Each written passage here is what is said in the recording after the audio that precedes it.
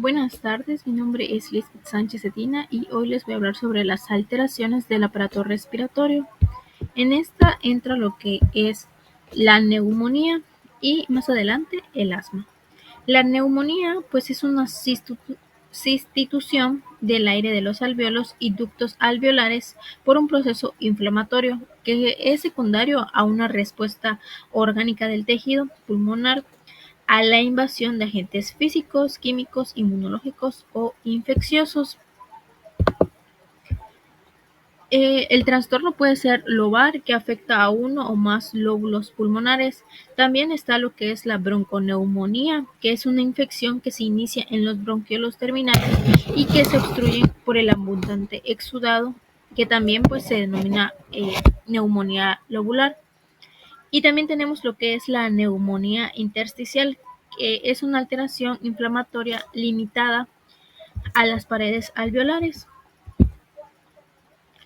Tenemos la clasificación, que en esta entra lo que es la edad, que puede dividirse en una neumonía de adquisición perinatal, la de lactante, preescolares, escolares y adolescentes. También está el estado inmunológico, que en estos son pacientes inmunocompetentes y en inmunodeficientes, tanto primarios como adquiridos. También está el sitio de adquisición, que en este puede ser comunitaria e intrahospitalaria.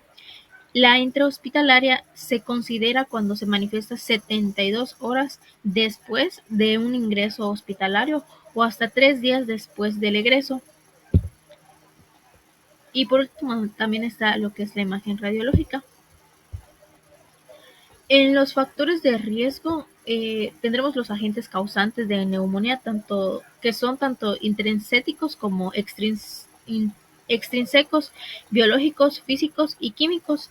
En los biológicos vamos a tener que la principal es la etiología de las neumonías. Están involucrados lo que son los virus, bacterias, hongos y parásitos.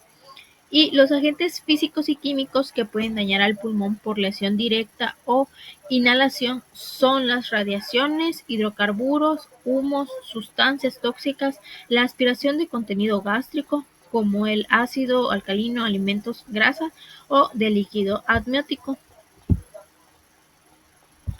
En el huésped tenemos que entre menor sea la edad, mayor es el riesgo de obtener esta patología, que tiene que ser menor a 5 años.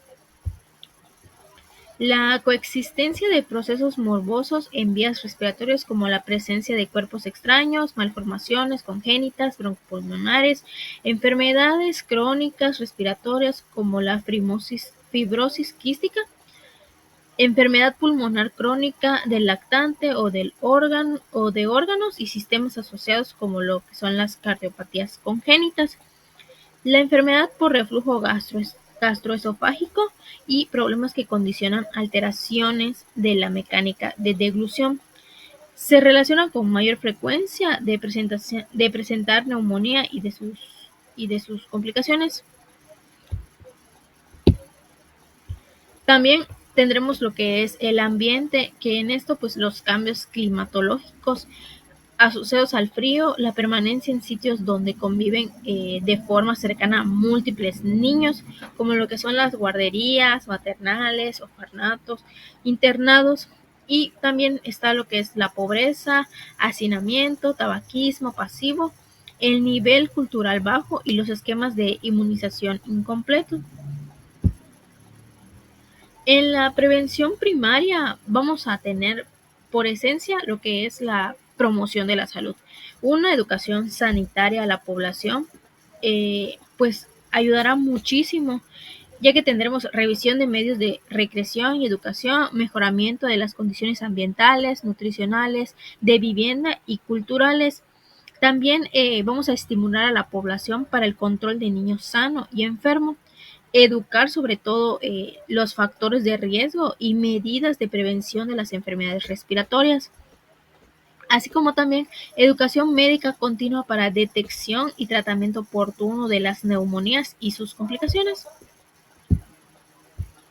En la protección específica vamos a tener una buena higiene personal, que evita lo que es el hacinamiento, cambios bruscos de temperatura, automedicación, desarrollar programas de detección de enfermedades respiratorias infectocontagiosas, las inmunizaciones que incluyen vacuna contra la influencia tipo B, contra neumococo y contra los virus de la influencia, etcétera, que pues estas ya se encuentran incluidas dentro de la cartilla nacional de vacunación.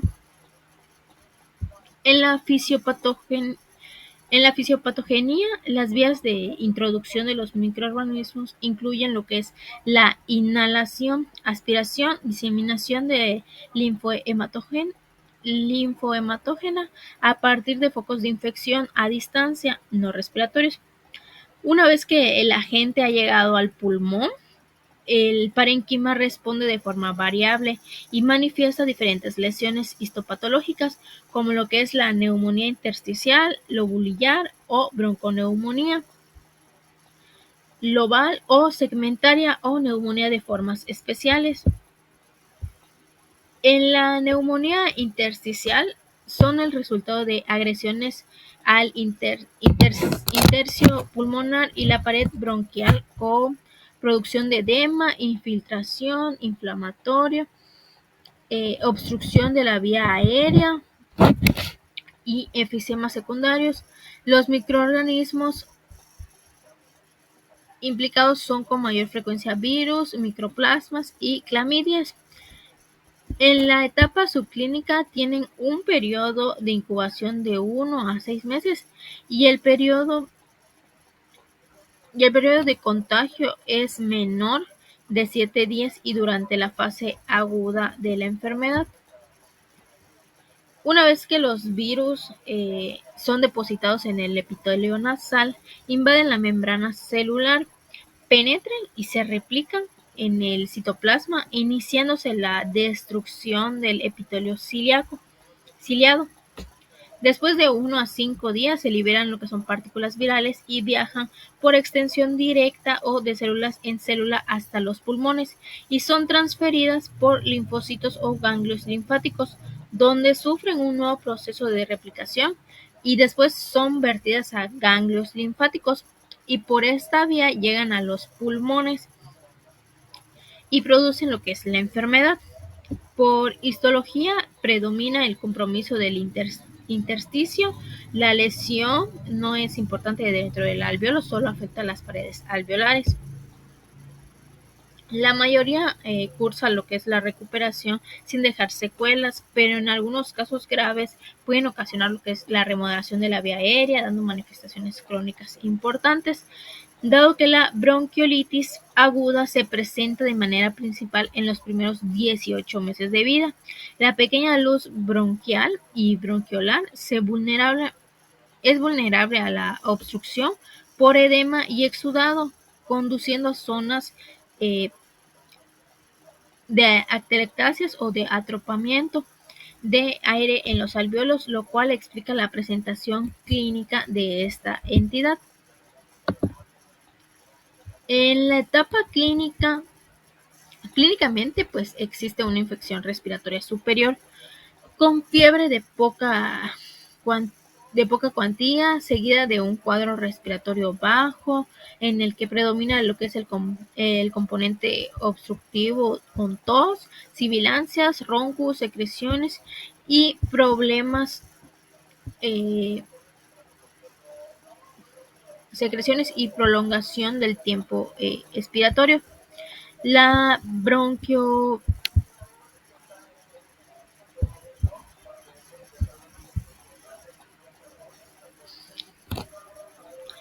bronquiolitis inicia alrededor de las 24 horas de instalación de una infección de vías respiratorias altas, donde pues el niño empeora y presenta dificultad para respirar por cianosis y postración. A medida de la obstrucción bronquial aparece la hipoxemia progresiva, que pues esta se acentúa al llanto o tos y que puede ocasionar paro respiratorio y la muerte.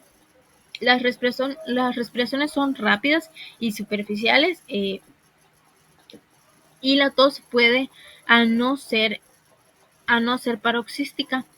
A la percusión del tórax hay hipersonilidad bilateral, puede haber disminución del murmullo vesicular, expiración prolongada, sibilancias o ambas.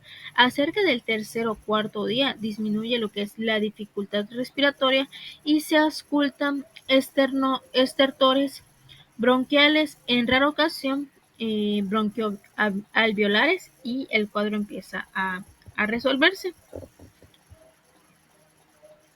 En las complicaciones y secuelas, tenemos en complicaciones pues el desequilibrio ácido-base con hipoxemia y acidosis respiratoria o mixta. En las secuelas, insuficiencia cardíaca, obstrucción respiratoria, sobreinfección bacteriana o atelectasias, viremia, asma, bronquiolitis obliterante, postinfecciosa, pulmón hiperlúcido, unilateral, hipertensión pulmonar, disquinesia bronquial y bronquiolectasias. En el diagnóstico tenemos el diagnóstico que es eminentemente clínico y se apoya en estudios de laboratorio y de radiología. En el diagnóstico diferencial es por laringotraqueobronquiolitis, laringotraqueobronquitis, aspiración de cuerpo extraño, malformaciones traqueobronquiales y cardiovasculares, acidosis metabólica y asma.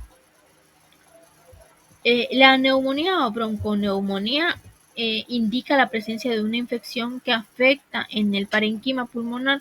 La bronquioneumonía abarca ambos pulmones y la neumonía lobar o segmentaria incluye solo un lóbulo o segmento. Al inicio hay una infección viral de las vías respiratorias que deterioran los mecanismos de defensa locales, lo que permite sobre la infección bacteriana. Los microorganismos se diseminan a través de los bronquiolos terminales y de los poros de Kohn, dando lugar a la zona de condensación pulmonar periférica conocida como fase de hepatización roja, en la cual hay edema e infiltrado de polimorfonucleares y eritrocitos. Dentro de la lesión, el cuarto o quinto día, los alvéolos se encuentran llenos de leucocitos que destruyen las bacterias y las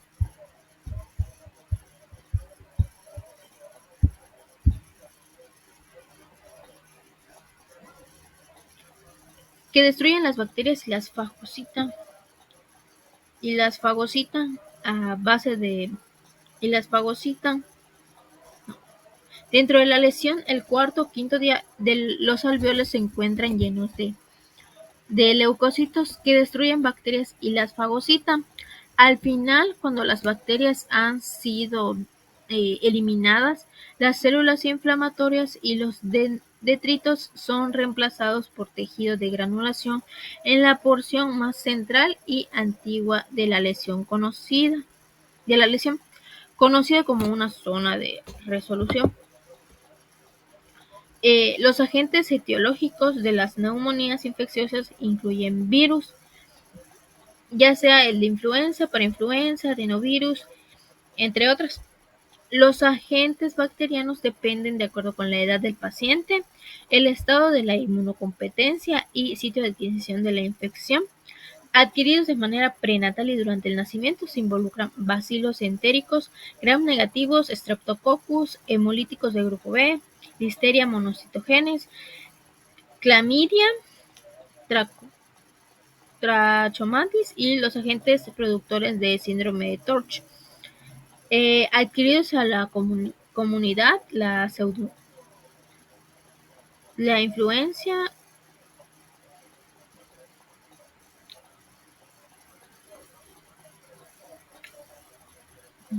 adquisición intrahospitalarias, bacterias gram negativas como pseudomonas, enterobacterias, entre otras. En la etapa clínica, el diagnóstico se basa en lo que es en el cuadro clínico con la asociación de un síndrome infeccioso, signos y síntomas respiratorios que estos pueden ser aumento de la frecuencia respiratoria, tos, expectoración, estertores, datos de dificultad respiratoria, cianosis, entre otras. Además, pueden presentarse complicaciones extrapulmonares diversas como insuficiencia cardíaca, hilio paralítico, sepsis, secreción inapropiada de hormona antidiurética. En el diagnóstico debe incluir historia clínica detallada e intencionada, los laboratorios y en la actualidad se usan cultivos ya sea de exudado faríngeo, sangre, esputo, lavado broncoalveolar, contenido por broncoscopía, punción biopsia pulmonar y exudado pleural. Y los hemocultivos tienen un porcentaje de posibilidad que va del 2 al 70% y los cultivos de exudado pleural van del 6 al 92% y también se usan lo que son las imágenes radiológicas. En las complicaciones y secuelas podemos encontrar pleuropulmonares, derrame pleural, empiemas, imágenes hiperlúcidas con o sin carácter hipertensivo, absceso pulmonar, neumatoceles, necrosis pulmonar, bulas enfisematosas, neumotórax, atelectasias. En las sistémicas, insuficiencia cardíaca, septicemia, desequilibrio de ácido-base e hidroelectrolíticos. Las secuelas pulmonares derivan de una neumonía. Incluyen lo que es bronquiectasias, estenosis bronquiales, disquinesia bronquial, fibrosis, paquipleuritis, bronquiolitis obliterante y obliterante posinfecciosa.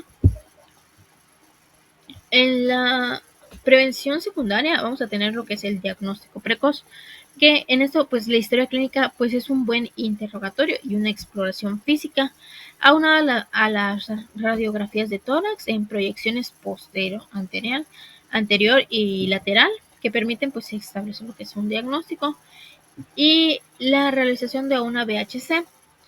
Rectantes de fase aguda lo apoyan. Y los estudios para identificación del agente etiológico deberán realizarse con oportunidad de acuerdo con las características del paciente y de los cursos con los que se cuenten en el medio donde sea atendido. En el tratamiento oportuno vamos a tener medidas generales, que es la hidratación, alimentación adecuada, permeabilidad de la nariz, utilizando lavados nasales con solución salina y descongestivos por razón necesaria, movilización, tratamiento de la fiebre y el dolor. Y en las medidas específicas, terapia respiratoria en pacientes con tos productiva y expectoración, incluye hidratación adecuada, ya sea oral o intravenosa. También nebulizaciones con solución salina al 0,9%. Y técnicas de limpieza bronquial como percusión, ejercicios respiratorios y drenaje postural. Se usan broncodilatadores si hay obstrucción bronquial. Los menores de 2 años o con complicaciones que tengan desnutrición, fiebre persistente, convulsiones, estridor, dificultad respiratoria, deben de ser referidos al especialista o hospitalizados y en el hospital se administra lo que son oxigenoterapia según pues su necesidad y se mantiene al paciente en posición semi-Fowler para pues mejorar lo que es la respiración y prevenir aspiraciones. En la terapia antimicrobiana, las neumonías de adquisición perinatal podremos utilizar la combinación de ampicilina con un aminoglucósido o una cefalosporina de tercera generación. En los niños lactantes y preescolares se podrá iniciar lo que es el tratamiento con una penicilina. En caso de falta en la respuesta del tratamiento, se optará por ampicilina con cloranfenicol. Una cefalosporina de segunda generación, como el acetil cefuroxima o cefalosporina de tercera generación. En los escolares y adolescentes, el tratamiento podrá iniciarse también con una penicilina o un macrólido, teniendo como otras opciones las cefalosporinas de segunda y tercera generación. Y en las neumonías de adquisición intrahospitalaria podremos usar un medicamento antiestrafilococo como la dicloxacilina y la oxacilina asociado con un aminoglucósido o una cefalosporina de tercera generación. En la limitación del daño, en la limitación del daño, un diagnóstico y tratamiento oportuno limitará pues el daño en la mayoría de los casos. En la rehabilitación, eh, deberá establecerse de una forma temprana a través de ejercicios físicos y respiratorios, en especial cuando la función respiratoria pues está comprometida. La rehabilitación psicológica estará indicada en pacientes que quedan con secuelas emocionales por hospitalización prolongada, tratamientos invasivos o de terapia intensiva que tengan secuelas físicas. En las actividades sugeridas, pues más que nada la divulgación a través de medios masivos de comunicación sobre la prevención de estas enfermedades respiratorias, la promoción de la vacunación y la evitar lo que es la automedicación, así como la detección oportuna de síntomas y signos respiratorios que conduzcan a un tratamiento oportuno, evitando pues las complicaciones. En los niveles de atención, el médico pues es el primer contacto que debe investigar los factores de riesgo para neumonía y realizar medidas de prevención, elaborar diagnósticos tempranos y reconocer complicaciones potenciales para derivar en forma oportuna un segundo nivel de atención. Eh, el pediatra pues también revalorará el tratamiento previo haciendo las modificaciones pertinentes, detectará complicaciones o secuelas que requieran de un tercer nivel de atención.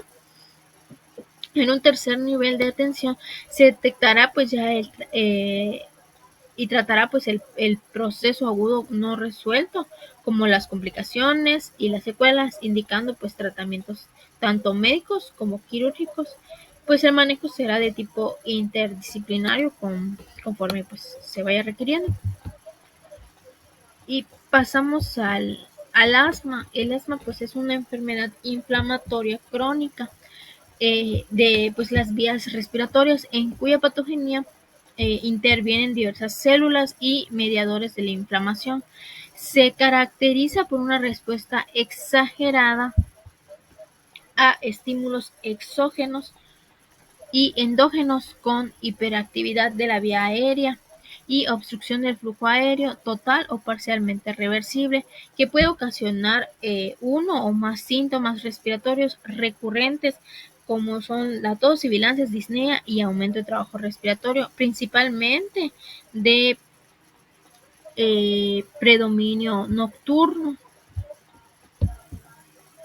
Una vez establecida lo que es la predisposición, existen factores desencadenantes que exacerban a los síntomas, tales como alergenos infecciosos respiratorios, sobre todo pues los virales, contaminantes ambientales, ejercicio, emociones, menarquia precoz, obesidad, nacimiento por cesárea, tabaquismo activo y pasivo, entre otros. Y los factores predisponentes y los desencadenantes eventualmente se combinan para provocar las manifestaciones clínicas del asma. En la fisiopatología, pues tendremos lo que es la inflamación aguda, subaguda o crónica. Es la consecuencia de la acción de múltiples mediadores y mecanismos de daño, tales como la infiltración celular, la hiperplasia del músculo liso bronquial, la descamación del epitelio y del proceso de remodelación. Las células principales de este proceso incluyen pues mastocitos, eosinófilos, linfocitos T, macrófagos y células epiteliales que secretan citocinas que regulan el proceso inflamatorio.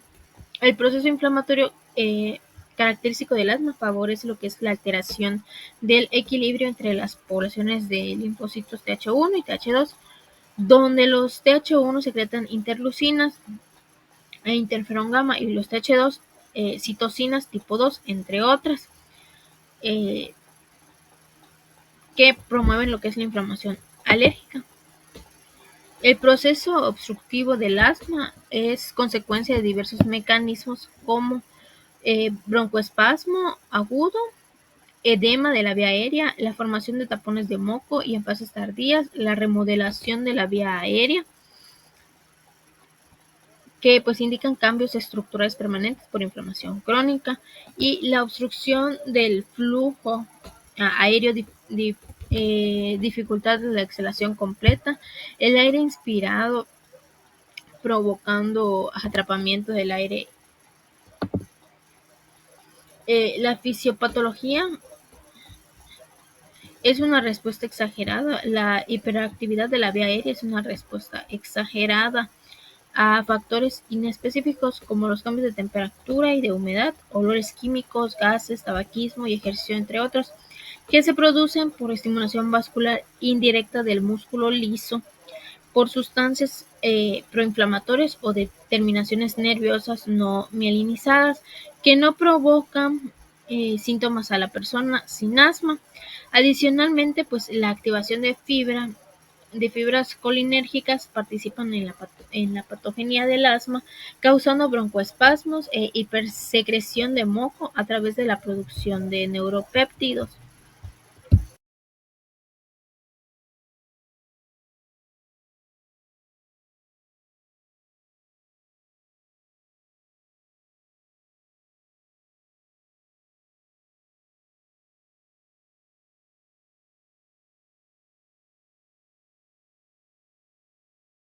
Diagnóstico primero, pues En el diagnóstico primero, pues es la confirmación del diagnóstico, que pues requiere demostrar el proceso obstructivo reversible, a lo que en niños a partir de 6 años de edad puede realizarse por espirometría, dando la relación volumen expiratorio forzado en el primer segundo y la capacidad vital forzada inferior al 70%. Es diagnóstica de obstrucción al flujo de aire. En aquellos pacientes que no se les pueda realizar la espirometría, se debe considerar realizar la medición del flujo expiratorio pico. Se considerará reversible positiva si es el BEF1 broncodilatador se modifica menos 12%. Sin embargo, en ciertos casos de asma, la espirometría puede ser normal. Una vez diagnosticada la enfermedad, hacer lo que es la clasificación puede facilitar las decisiones terapéuticas. Actualmente el asma se clasifica de acuerdo con 3 parámetros relevantes. El primero, que es el control de síntomas. De acuerdo al control se establece 3 niveles: bien controlada, parcialmente controlada y no controlada. Para evaluar el control se debe investigar la evolución de la enfermedad, pues en las últimas 4 semanas. En niños menores de 5 años, los síntomas diurnos 2 veces por semana, uso de medicamento rescate menores de 2 veces por semana, despertares nocturnos por síntomas de asma menos de una vez al mes, limitación de la actividad física debido al asma. En niños menores de 5 años, síntomas diurnos mayor una vez por semana, uso de medicamento de rescate mayor de una vez por semana, despertares nocturnos por síntomas de asma mayores de una vez al mes y limitación de la actividad física debido al asma.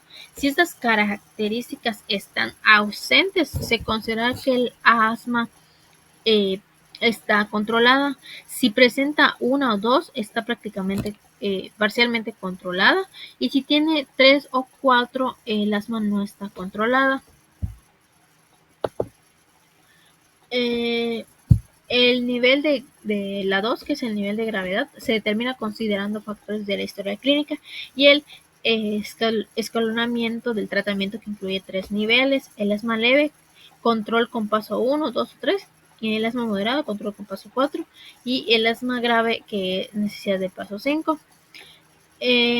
Esta clasificación se puede complementar con el monitoreo espirométrico, considerando la gravedad de obstrucción como leve, moderada y moderadamente grave y grave. considerándose este último un parámetro de alto riesgo. La 3, que es la clasificación por fenotipos, determinar la variante de asma para establecer opciones terapéuticas específicas, como es el asma alérgica, inicio temprano, asma no alérgica, eosinofílica, neutrofílica o pausigranulocítica. Como respuesta irregular, asma con limitación fija al flujo de aire y sin reversibilidad después de años de padecer asma con obesidad, que es síntomas muy aparentes, usualmente sin eosinofilia.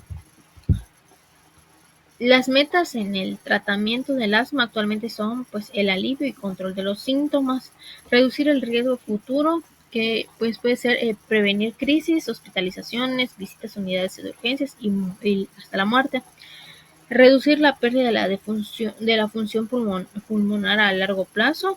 El tratamiento debe individualizarse, incluye estrategias no farmacológicas. Educación, evitar la exposición a alergenos, el humo de tabaco, irritantes ambientales, contaminación y pues el control del peso. Y el tratamiento farmacológico, medicamentos de rescate y de mantenimiento y adicionales para asma grave, utilizados de forma escalonada o por pasos, así como pues el tratamiento de comorbilidades, rinitis alérgica, enfermedad por reflujo gastroesofágico y obesidad, entre otros. En las crisis asmáticas se estratifican por su gravedad. En crisis leve a moderada, que tendrá una saturación de 90 a 95%, una FEP o BEP 1 de 50% a 60%, habla en frases, no usa músculos accesorios y pues hay taquipnea, una frecuencia cardíaca de menos de 120 latidos por minuto. En las crisis graves hay una saturación de 90%, menor a 90%, una FEP de 25% a 50%, habla entrecortada en palabras, prefiere sentarse, no acostarse y usa músculos accesorios. Hay una frecuencia cardíaca de 120 a 140 latidos por minuto. Y en el paro respiratorio inminente está confuso, letárgico, silencio al auscultar, frecuencia cardíaca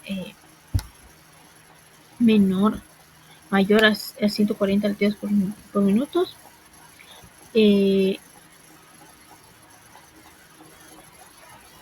Menor.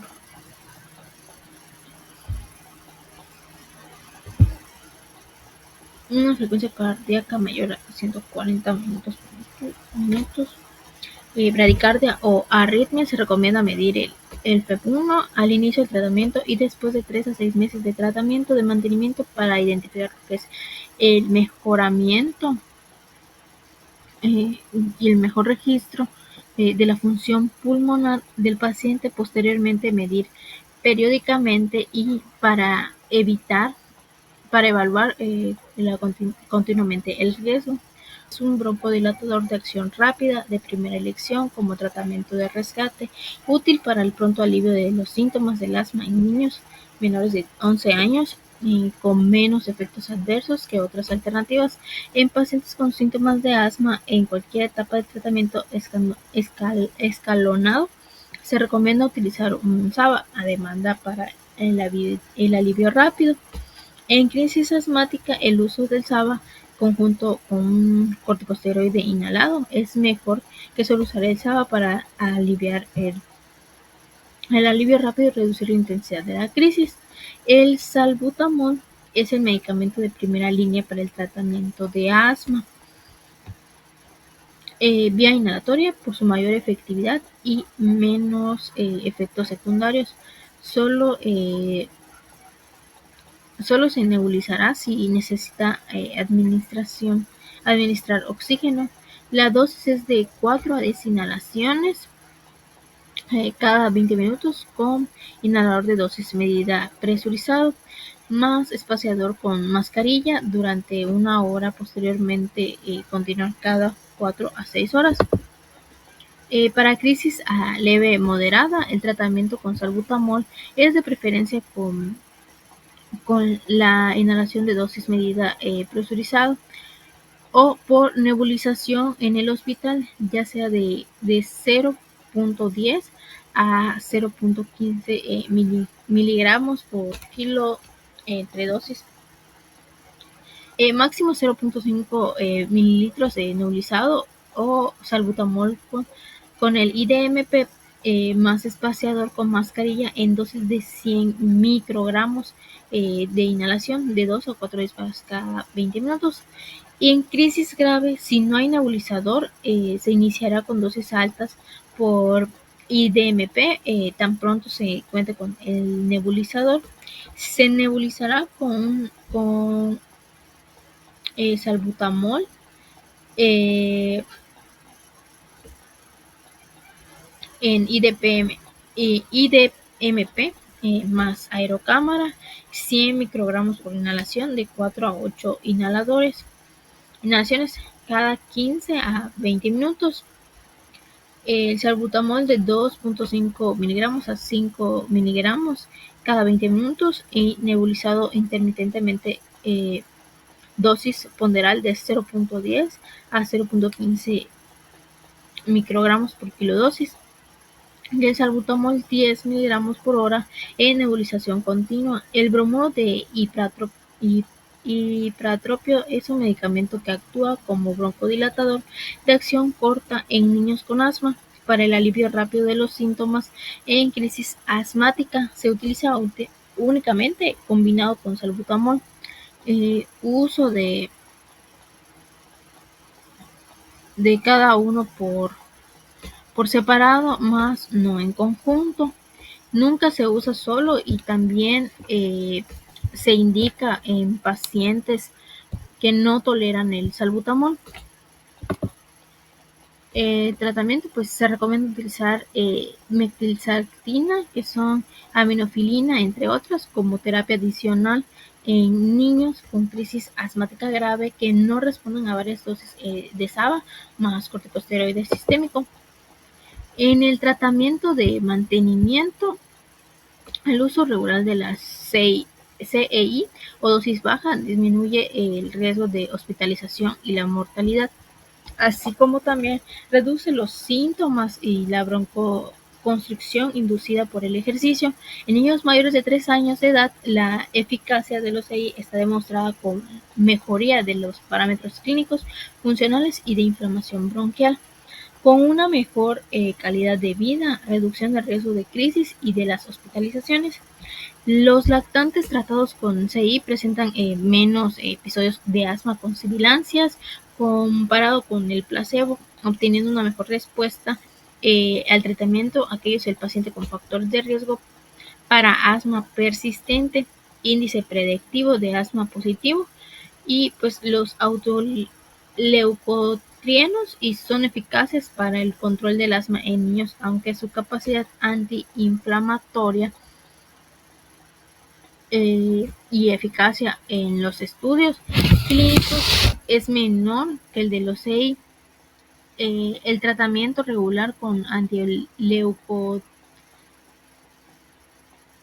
antileucotrienos en niños menores de 5 años de edad disminuye poco los síntomas y la necesidad de corticosteroides orales comparado con placebo.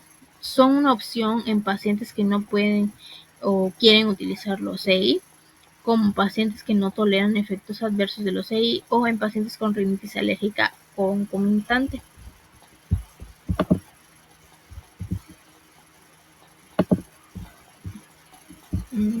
En el paso 3, los CI son la primera línea de tratamiento porque mejoran los parámetros clínicos, funcionales, de inflamación bronquial y de calidad de vida. También reducen el riesgo de crisis y de hospitalización. En niños a partir de los 4 años de edad, la primera opción es agregar un LAP con un CI a dosis baja mezclado en un solo inhalador. A partir de los 4 años de edad, la estrategia de mantenimiento único y terapia de rescate con un mismo inhalador para mantenimiento y rescate es una alternativa de manejo en pacientes parcialmente controlados. Y en pacientes con asma parcialmente controlada o no controlada, en el paso 3 se utiliza el CI más beta 2 agonista de acción prolongada para reducir los síntomas, la gravedad y la frecuencia de crisis asmática. En niños a partir de los 4 años de edad, en pacientes con asma no se controla con el paso 3. La opción inicial es incrementar la dosis del CI a media y alta más lava. Disminuye lo que es el riesgo de crisis graves en comparación con la monoterapia con el CI a dosis media alta y la combinación de BUD más FORB se puede utilizar como SMART, ya que es más efectiva para prevenir crisis graves y mejorar la función pulmonar en el rescate con SABA. En niños menores de 4 años de edad, en caso de no controlar con el paso 3, inician con dosis media y alta más el autoleucotrieno. Si no se controla, añadir lo que es la LABA, siempre bajo la supervisión del especialista del asma. Y en el tratamiento pues igual de mantenimiento, el tiotropio se puede emplear a partir de los 6 años de edad como triple terapia de asma sin control con el CEIP a dosis de media alta más el LABA. Se sugiere como primera opción en el paso 5 a partir de los 6 años de edad iniciar con triple terapia, el CI a dosis alta más los tiotropio. También tenemos lo que son los anticuerpos monoclonales. El anticuerpo monoclonal es disponible para el tratamiento del asma en niños con asma para el paso 5 de tratamiento en tercer nivel de atención. Es un antígeno IgE a partir de 6 años de edad por la vía subcutánea. Otros agentes aprobados para el asma son los antígenos IL-5 a partir de 18 años de edad, entre otros. La inmunoterapia específica con alergenos ITA es un complemento terapéutico efectivo para el manejo de pacientes con asma alérgica controlada con niveles bajos o medios de tratamiento en los pasos 2 a 4, confirmados con sensibilización mediada por IgE. La ITA se indica contra los aeroalérgenos clínicamente relevantes y puede administrarse por una vía sublingual o subcutánea en conjunto con la medicación de control para el asma. Ambas modalidades han demostrado eficacia en niños con asma alérgica para disminuir síntomas, necesidad de medicación de rescate y mantenimiento, así como para prevenir nuevas sensibilizaciones. Y pues va a haber un seguimiento que en esta existe evidencia de revisiones sistemáticas de estudios realizados en niños de 10 a 14 años de edad que han reportado que el uso de la feno, la prueba de oxígeno nítrico exhalado fraccional para guiar el tratamiento puede reducir la tasa de crisis a su gravedad. No tiene impacto significativo para el control de los síntomas o en la mejora de la función pulmonar. Se sugiere que en los centros donde está disponible la feno sea empleada por especialistas en asma, ya sean neumólogos o alergólogos, interpretando cuidadosamente su resultado como complemento de otras variables para que evalúen al nivel del control del asma.